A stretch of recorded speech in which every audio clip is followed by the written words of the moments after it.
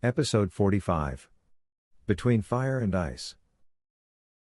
You hate funerals, said Baaii Fidge. Right, said Dzeeny, without taking his eyes off the scanner screen. Still, this one I'd like to have attended. Why? I served with the man.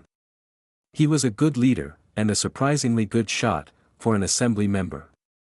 Cha could almost sense Baaii's eyes drilling into the side of his head. He met her stare. Kel Chaada gave us hope in dark times and never gave up. I saw him save an entire civilization, enemies at his mercy. He didn't have to. Did it anyway. Kel Chaada, the savior. Spare me, Dzeeny. You're getting soft just because our ward happens to be his biological daughter. She is Linuka Omga's child, her successor. That's what counts. Baaii made a waving gesture around the panoramic cockpit dome of the SG long-range transport the local authorities provided them for reaching the state funeral site. Look around you. This is what Kel Chaada did. He killed our people. My family had friends on the Akek. So did mine. Cha focused on the scanner again, recalibrating the instrument to ignore the metallic clutter haunting the planetary disk of the Prral system. These were the shards of a Grandslot carrier and her task force, utterly destroyed in the Battle of Prral 33 orbits ago. Fighting the much smaller force of SG's appointed leader, Kel Chaada. He did what he had to, said Cha. Defended his nation. I can respect that. Nation. Baaii scoffed. Rebel miners in the well edge. You know who I respect. Shaji's Sia being on the line with us, staring down Dark One Warlord Din rolled to the end. Cha nodded. A heroic defense, no doubt. He wanted to add that despite all the bravery displayed during the Battle of Sak, the defenders were routed by the alien invaders. Few ships survived. Entire systems got destroyed. It was Kel Chaada's crazy infiltration of the Dark One's home galaxy that brought victory in the end. An underhanded blow, destroying defenseless infrastructure through ingenious sabotage. Sometimes you have to fight dirty. The blood Kel Chaada spilled clung to Cha's hands too. But he never felt ashamed when he washed it off. Were these the different realities Linuka Omga talked about? One in which Kel Chaada was the villain, and Linuka Omga the selfless hero. Another which saw the roles reversed. He glanced over to Baaii.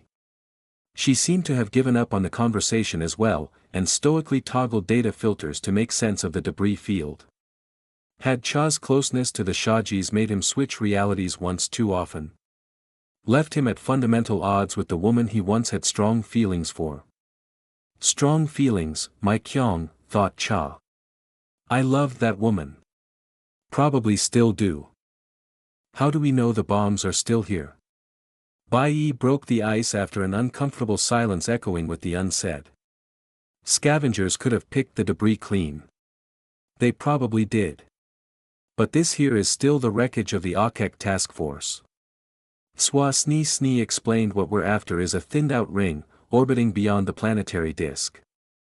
The debris from the Galacticide-era battles in this system had 1,200 orbits to distribute. Scavengers would not have noticed its existence.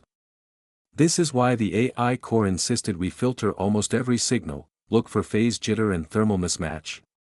Because we're looking for something weird. Yes, fractional dimensional stuff. Weird doesn't do it justice.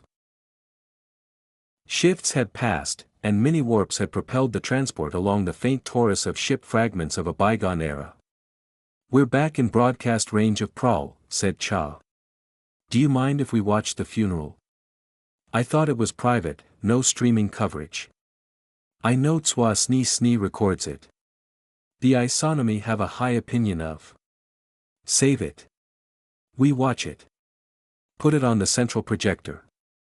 The central console turned into an alien landscape, recorded from a high vantage point. A small congregation of isonomy cores, but mostly humans, had assembled around a hole dug into the ground near a flat, dried-out riverbed. Nobody wore environmental suits, but most humans donned breathing masks.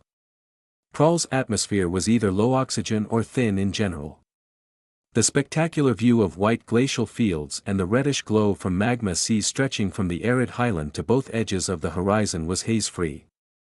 The projection focused on Linuka Omga. She climbed down into the small excavation, and one mourner handed her a tactical belt. A religious dignitary of some kind recited lines that sounded like New Galactic but weren't. "What is he saying?" asked Baaii. "Don't know," said Cha. "Maybe some well-edged dialect. It is strange to see the Shajis officiate a heathen ceremony. Do these people believe in an afterlife? Don't care. It's a girl burying her father." The projection flickered, and then the image stabilized just when the speech began. "This belt," Linuka Omga said, facing the small gathering over the edge of the hole, "was worn by Kel Chaada as part of his uniform during the Battle of Omek Cha. It was made for his armor set by the Traz and carried a portable scanner designed by those staying behind on the day our galaxy was united for the first time. It was the last time Kel Chaada took up arms against a citizen of this galaxy." "What's with the belt?" asked Baaii. "It's symbolic. No body to bury, they pick a piece of clothing or gear." "That's nice," said Cha. "You can admit it. It's practical." The projection of Linuka Omga held up her hand. "I know what you want to say. What about the rogue fleet?" "Well, as I am living proof standing here today, he did not bring down Sia Omga with weapons." Cha looked at Baaii. "Disrespectful," she said. "But funny." The smile looked warm on her face, smoothing the lines orbits of conflict had carved. "After that day," said Linuka, "he became the galaxy's staunchest defender, its champion to the end. You have looked around, on this strange world, and I hope you agree with me that here, where I put this belt into the ground, halfway between fire and ice, is the place Kel Chaada can rest, having pushed back chaos and glacial complacency all his life. It comforts me to know that in so many realities out there, Kel Chaada is still fighting for us. But here, in this one, his fight is over. And he has won." She reached for the miner's hand to pull her back up, then walked over to Vrishane Omga, standing next to Traz Rar and Miru.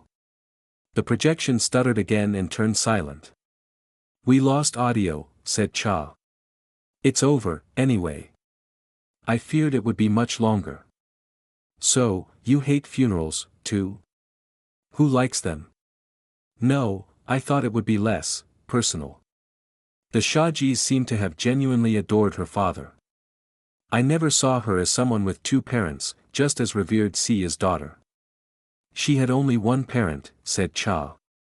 "Kel Chaada raised her. And I hope he did a good job." Baaii's forehead wrinkled. Cha pointed at his scanner screen. "The second scanning buoy we dropped just confirmed a signature match. We got ourselves a causality bomb.